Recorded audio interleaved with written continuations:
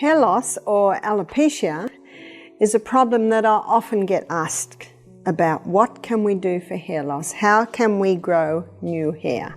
In this video, I'm going to uncover the causes of hair loss, how to prevent it, some natural remedies for hair loss, and how to achieve longer and healthier hair. Keep watching.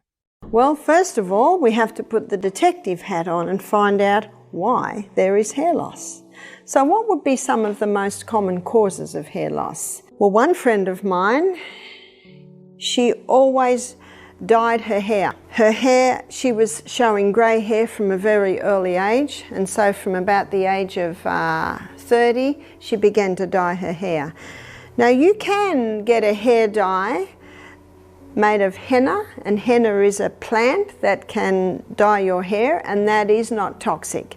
But my friend did not use that one. She used a chemical hair dye, and little by little it was killing off her follicles where the hair grows. So it can be chemicals on the hair. Another friend of mine did not like her very curly hair, and so all her life, from probably about her late teens right up until her 50s, she straightened her hair. Now the solutions that they use to straighten the hair, or for people with straight hair that want curly hair, it is a very toxic chemical. So what happens is, if a person wants to straighten their hair, what the hairdresser does is pull the hair over great big rods like that. And so the curly hair that's this curly, of course, gets pulled over them, and that straightens it. But if a person's got straight hair and they want curly hair, well, the rods are that big and they stretch the hair around and around and around. So whether it's to straighten the hair or whether it's to curl the hair, they put this toxic solution on. It's a strong chemical, and what it does is it breaks all the little joints in the hair, because hair has all these little joints like this. So what it does is it breaks the joints, and then it's molded, of course, around either there for the curl or there for the straight. And then when all of those little bonds are broken and it's been stretched into a certain shape, they rinse off that chemical, and then they put another chemical on to set it. So to set the bonds together, and then that sets the hair structure as straight or as curly. So basically that's how the hair is permed. Nutritional deficiencies also play a significant role in hair health. A diet lacking essential nutrients such as iron, zinc, biotin, and protein can weaken hair, making it more prone to falling out. Ensuring a balanced diet rich in vitamins and minerals is crucial for maintaining healthy hair growth.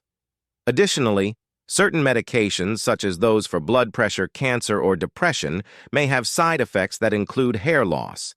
If you suspect your medication is causing hair loss, speak with your doctor about potential alternatives or solutions. Understanding these causes is the first step in addressing hair loss effectively. Identifying the root cause allows for targeted treatments and lifestyle adjustments that can promote healthier hair growth.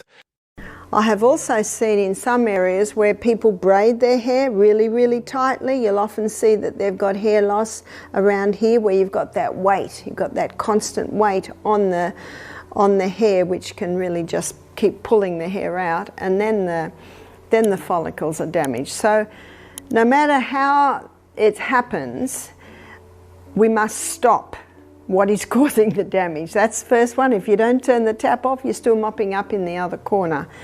Sometimes I see hair loss in a hormonal imbalance. So if it's a hormonal imbalance, then the hormones must be balanced back again. Hormonal changes can contribute to hair loss through various mechanisms. For instance, fluctuations in androgen hormones like testosterone can affect hair follicles in conditions like androgenetic alopecia, male pattern baldness, or female pattern hair loss. Sensitivity of hair follicles to these hormones can lead to miniaturization of hair follicles and eventually hair loss.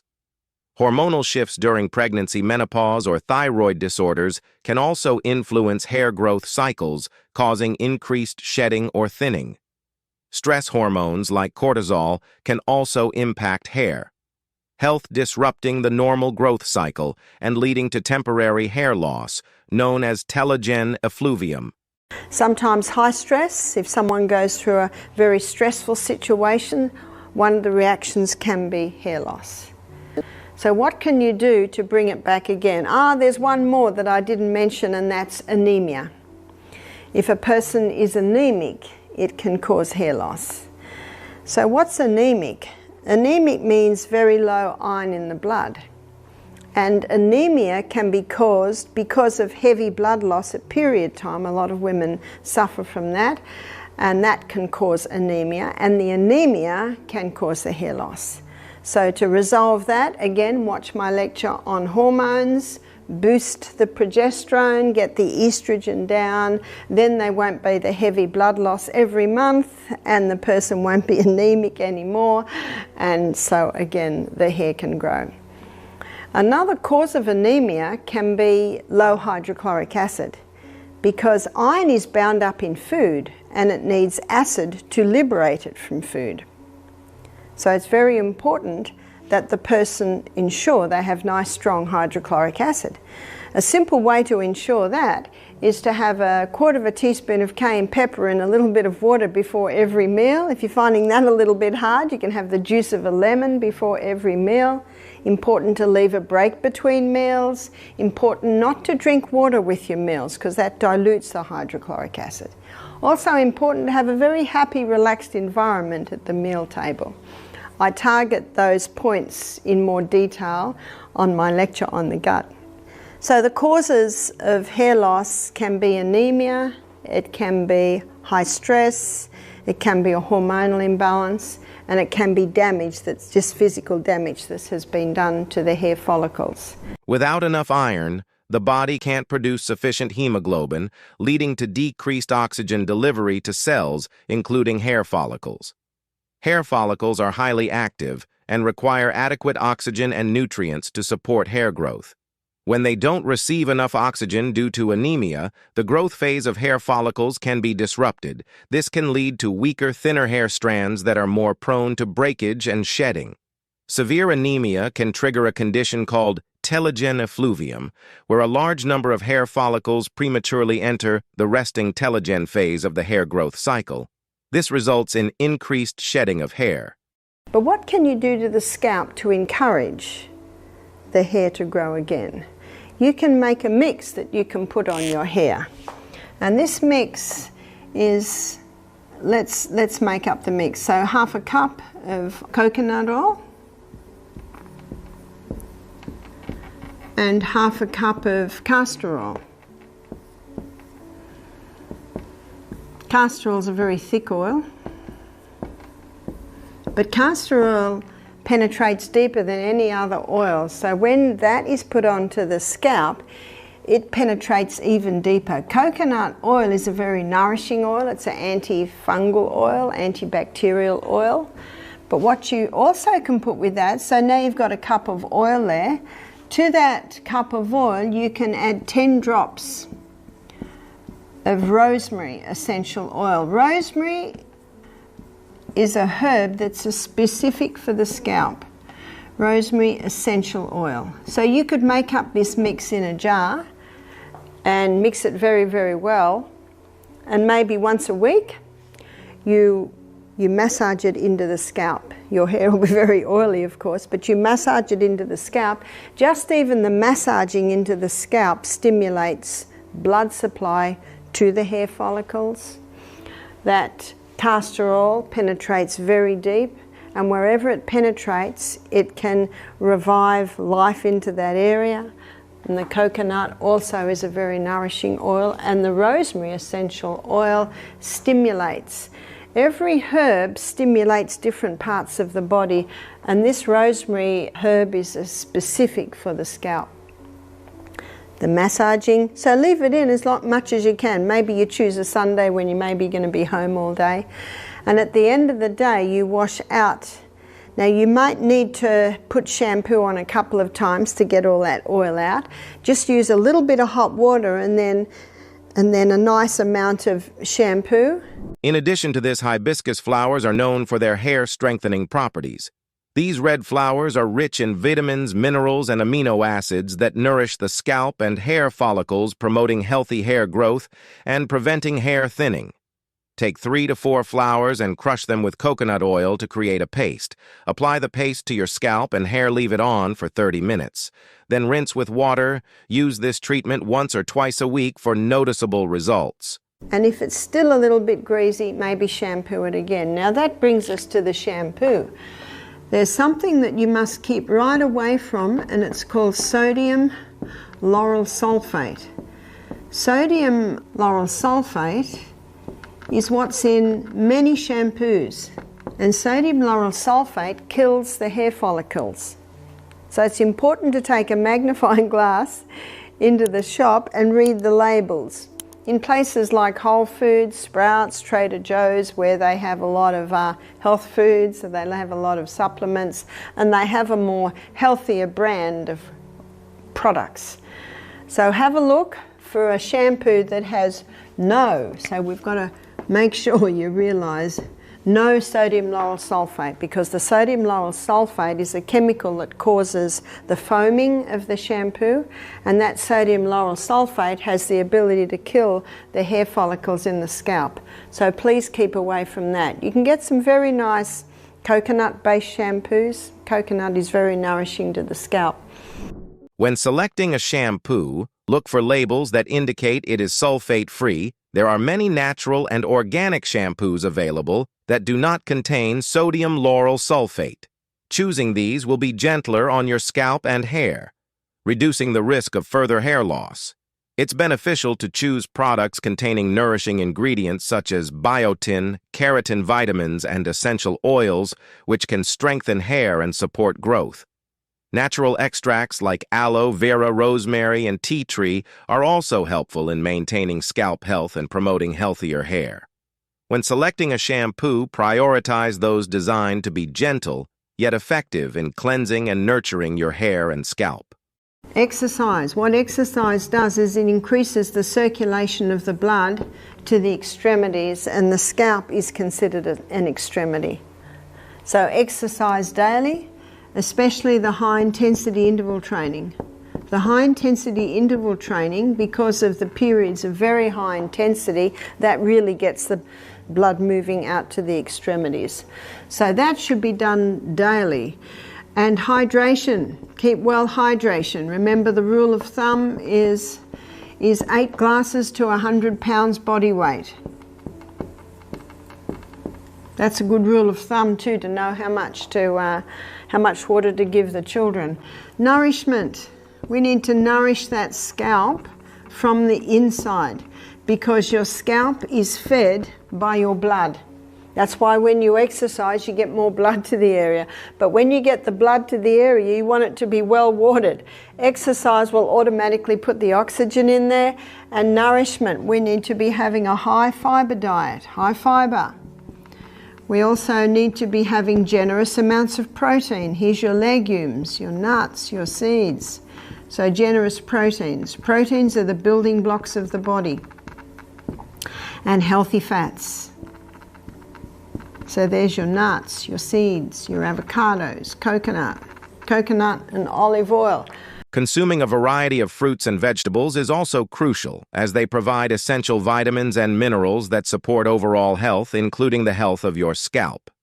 B vitamins, particularly biotin, are vital for hair health. Foods like eggs, leafy greens, and whole grains are good sources. Omega-3 fatty acids found in fish like salmon, as well as flax seeds and walnuts, can help maintain a healthy scalp. Sleep. You want to heal, you got to get 8 hours. 8 hours, not negotiable, every night. The sleep is vital. The sleep is not negotiable. If you're not used to that much sleep, little by little by little, you can train yourself back into sleeping longer. Rome wasn't built in a day, but little by little by little, as you take those steps that are conducive to good sleep, breakfast like a king, lunch like a queen, light or no evening meal, going to bed early, soft lights, soft music, fresh air coming in, nice clean natural fibre sheets and pillows, all of this is conducive to a good night's sleep. Sleep helps prevent hair loss by reducing stress levels, which can contribute to hair thinning. During sleep, the body undergoes repair and regeneration processes, including hair follicle health. Adequate sleep promotes proper hormone balance, including cortisol and melatonin, which are crucial for hair growth. Poor sleep disrupts these processes, potentially leading to increased hair shedding. Additionally, good sleep improves blood circulation, delivering essential nutrients to hair follicles. Therefore, maintaining a regular sleep schedule can support overall hair health and minimize hair loss. So we may as well start with hair. The colour of the hair, a lot has to do with genetics. My husband is white, and both his parents were white at 50. And my mother died at 51 with brown hair, and my father just passed at 92 with greying hair, but a lot of black. Now, there's my brother, then me, and 3 younger sisters, and none of us have grey hair, because from both sides of our family, there wasn't grey. Now, my father's sister, she died at 68 with brown hair, and at the funeral I saw my 3 cousins, her sons, that I haven't seen for a long time, and they're all grey.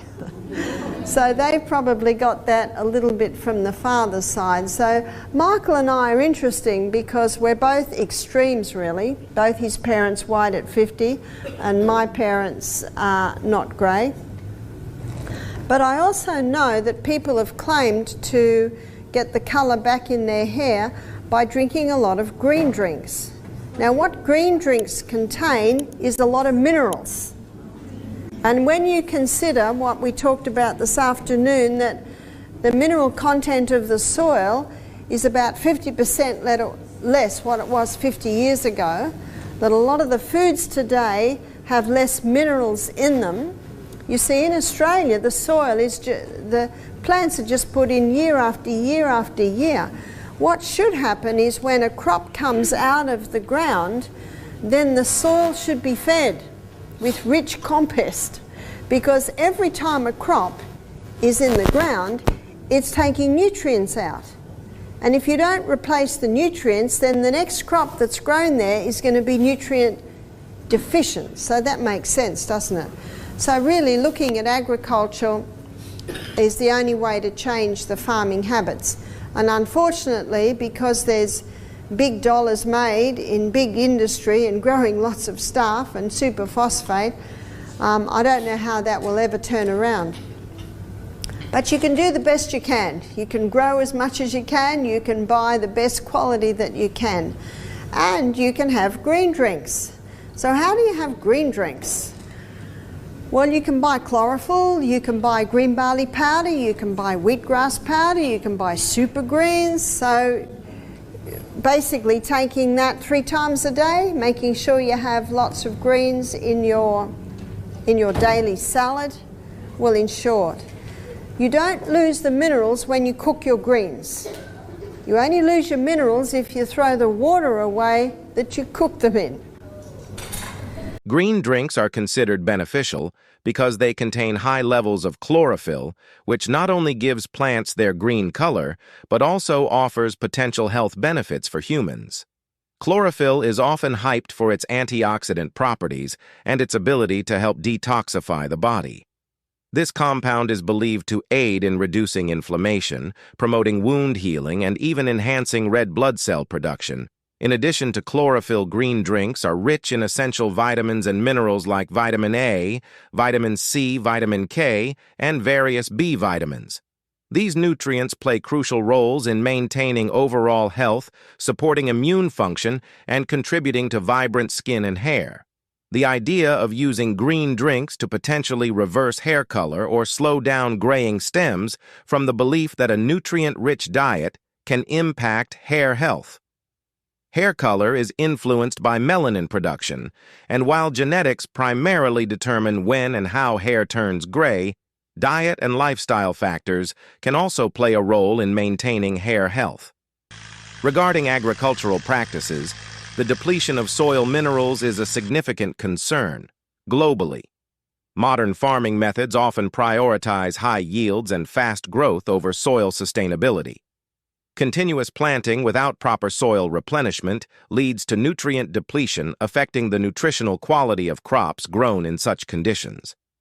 To address these challenges, some farmers are adopting sustainable agricultural practices such as crop rotation, cover cropping, and organic farming. These methods help maintain soil fertility, reduce the need for chemical fertilizers, and promote biodiversity. Consumers, too, can support sustainable agriculture by choosing locally grown products, supporting organic farming initiatives, and advocating for responsible farming practices. So while green drinks and dietary supplements can provide valuable nutrients, they should complement a balanced diet rich in fruits, vegetables, whole grains, and lean proteins, a holistic approach to health. Including mindful eating and sustainable agriculture contributes to overall well-being and environmental stewardship. I hope you found these insights helpful for promoting healthier hair and overall well-being. If you have any questions or need further advice, please drop them in the comments below. I'm here to help. Remember to like this video, subscribe to our channel for more valuable health tips, and explore our other videos for more ways to enhance your wellness journey. Take care and see you in the next video.